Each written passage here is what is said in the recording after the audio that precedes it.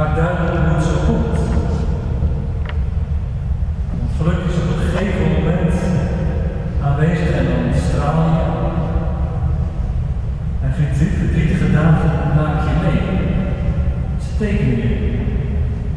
Het evangelie van vandaag begon omdat we een gedeelte lezen in die tijd nam Jezus, maar in de schrift in de Bijbel staat 6 dagen later nam Jezus Petrus, Jacobus en Johannes mee.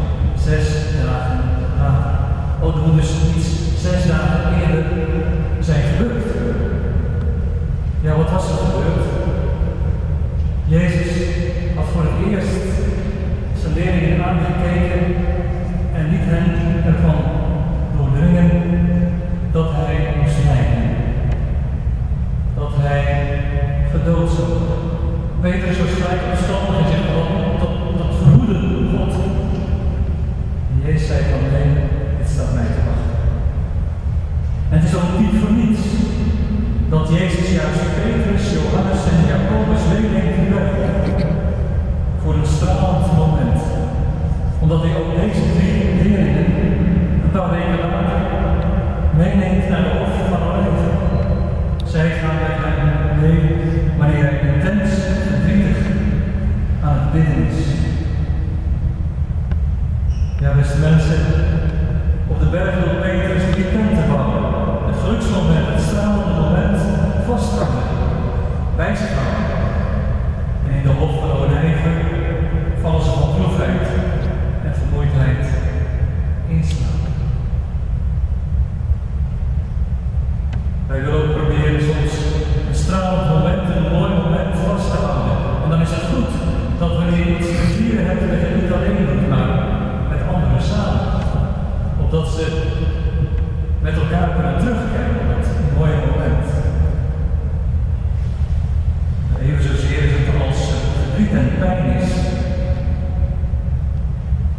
Soms blijft het lang zitten in je bestaan, houdt je bezig. En dan is het ook goed dat andere mensen je bijstaan. Uit onze lichaamshouding kunnen ze dat al soms zien, hoe je je voelt. In de eerste weken na de operatie zagen mensen aan het lichaam dat het nog niet in orde was. Dat je nog niet datgene wat leven in jezelf naar buiten kon brengen. En je hebt alle krachten nodig voor jezelf. Lichaamshouding. Hans-Oers van Balthasar, een theoloog, heeft ooit gezegd: als je een teken van God wil zien, een zichtbaar teken van zijn aanwezigheid, bemerk dan de glimlach voor de eerste keer bij een pasgeboren kind. Ook de vader en moeder zorgen ervoor dat het kind blij is met het leven, door de liefde en de zorg. En dan komt opeens de glimlach op het gezicht van dat kind. Maar we worden ook getroffen door kinderen die op de vlucht zijn vanwege het geweld. En getekend zijn al. Ondanks ze niet zo kunnen weten waar ze nu zijn en welke omstandigheden ze terecht gekomen zijn. We zien de beelden. Er zijn enkele burgemeesters van grote steden die deze getekende kinderen nabij willen zijn. Ja, het kreet van het lichaam zegt veel over onszelf. Vaak nog veel meer dan op zelfbewustzijn. Ons innerlijk schijnt dus op een bepaalde manier door ons lichaam naar buiten. Gelukkig maar. Want dan kunnen we ook, als we elkaar tegenkomen, rekening houden met elkaar. Je mag bijvoorbeeld na het overlijden van een dierbare een tijdje berouwen. Vroeger moest je het door je kleding laten zien. Maar het belangrijkste blijft dat je mag laten zien, dat je mag uitstralen hoe je je voelt.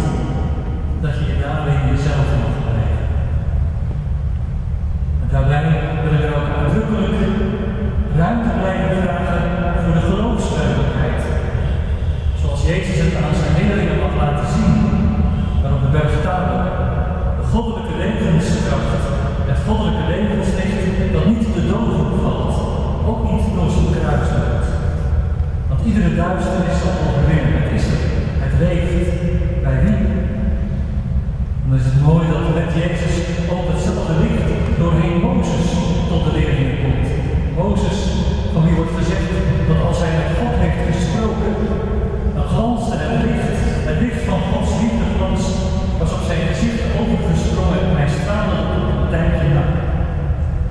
degene die genoemd wordt vandaag in het evangelie op de berg is Elia.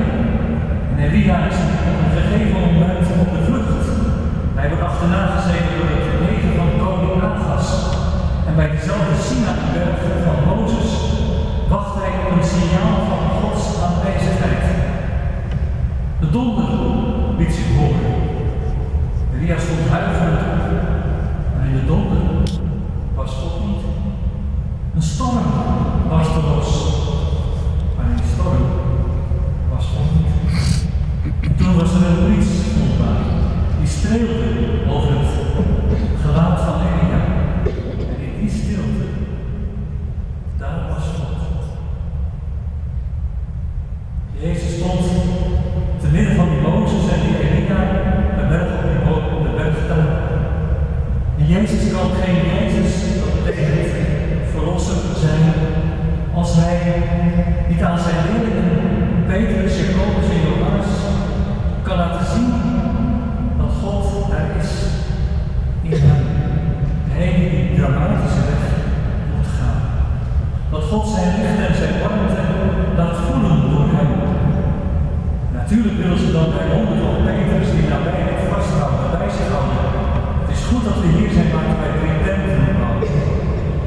Maar de boodschap van vandaag naar ons mensen is, wanneer het leven dreigend is, het leven door liefdeloosheid, door agressie, maar ook door ziekte en zwakheid ons tegenstaat, spreek erover. Deel het, verberg het niet. Zoals Jezus 6 dagen eerder aan zijn leerlingen daarover heeft gesproken. Maar blijf daarbij God uitnodigen, opdat zijn licht, zijn warmte, zijn liefde blijft stralen doorheen iedere dreiging en schaduw dat die voelbaar wordt. Want de kern van ons christelijk geloof is, er is een nieuwe dag, een nieuwe morgen. En heel bijzonder,